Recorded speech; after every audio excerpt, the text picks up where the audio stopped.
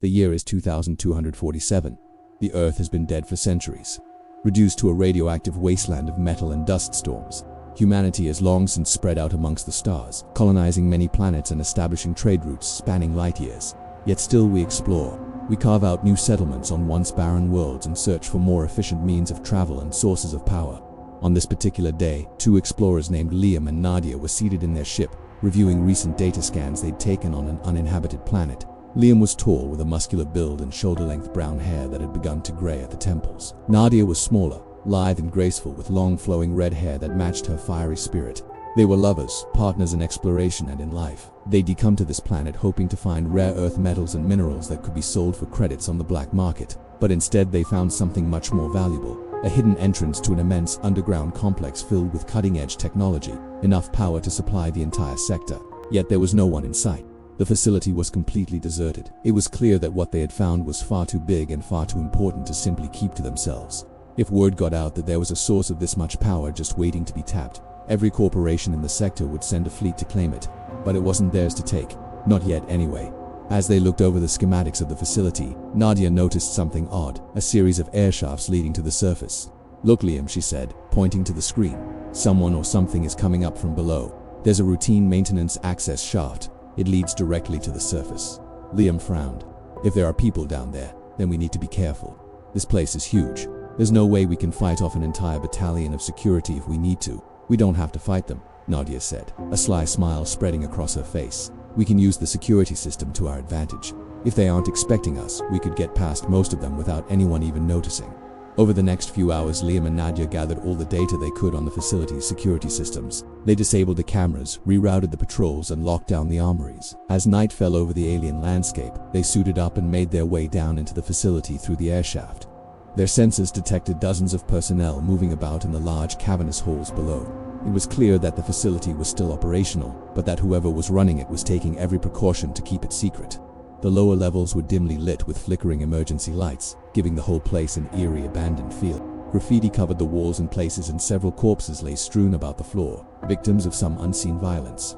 After making their way through the maze of tunnels and corridors, they finally reached the main control room, where a lone security guard sat hunched over his console. He was the last obstacle between them and the power source.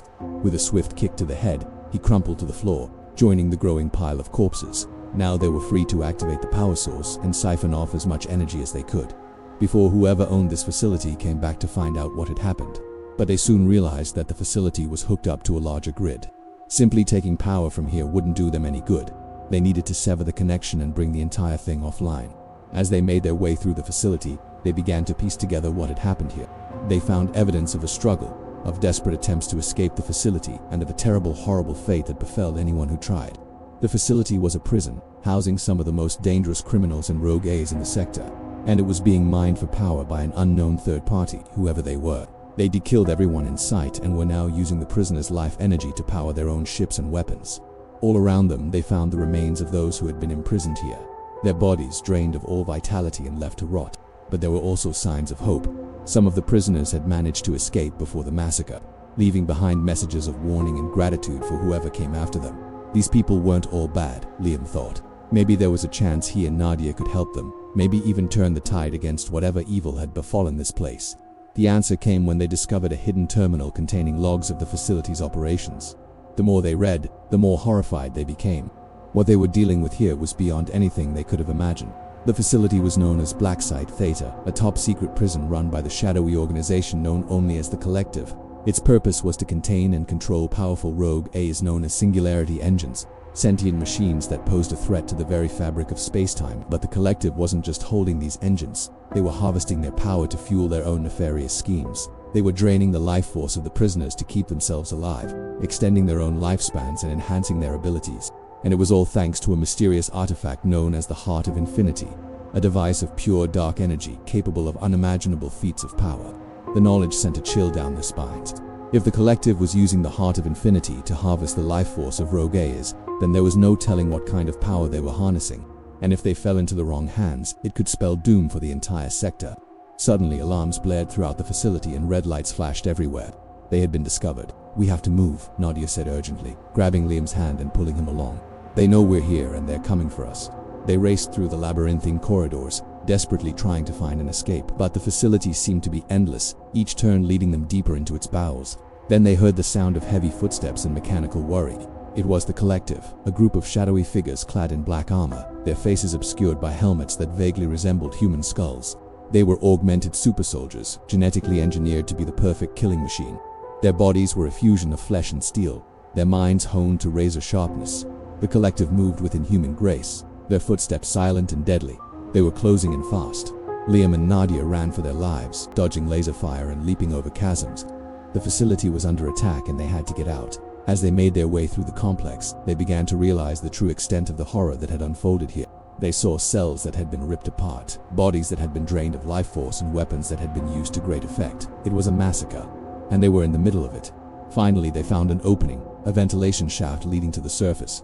With a surge of adrenaline, they crawled through the narrow duct, gasping for breath as they emerged into the fresh air. Behind them, the facility exploded in a brilliant flash of light and deafening roar. The Collective had brought the entire place down around them, taking their secrets to their grave. Liam and Nadia collapsed to their knees, exhausted and trembling. They had survived, but they knew that the horrors of Black Site Theta would haunt them for the rest of their lives. They had seen things that defied belief, experienced terror that would forever be etched into their memories. But they also knew that they had done the right thing.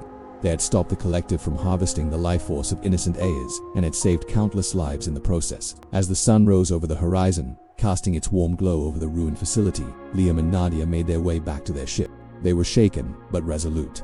They had faced the darkness and emerged victorious, and now they were ready to move on, to seek out new adventures and uncover more of the universe's mysteries. But they knew that no matter where they went, the horrors of Black Site Theta would always be with them, a reminder of the evil that lurks in the shadows and the courage it takes to stand against it. For now, though, they had bigger fish to fry. The discovery of Black Site Theta had opened up a whole new world of possibilities for them.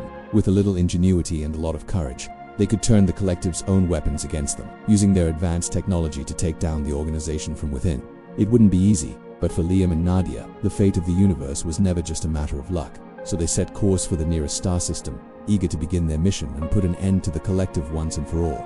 And as their ship disappeared into the vast expanse of space, the ruins of Black Site Theta stood silent, and still, a monument to the horrors that had unfolded there and the heroes who had dared to face them.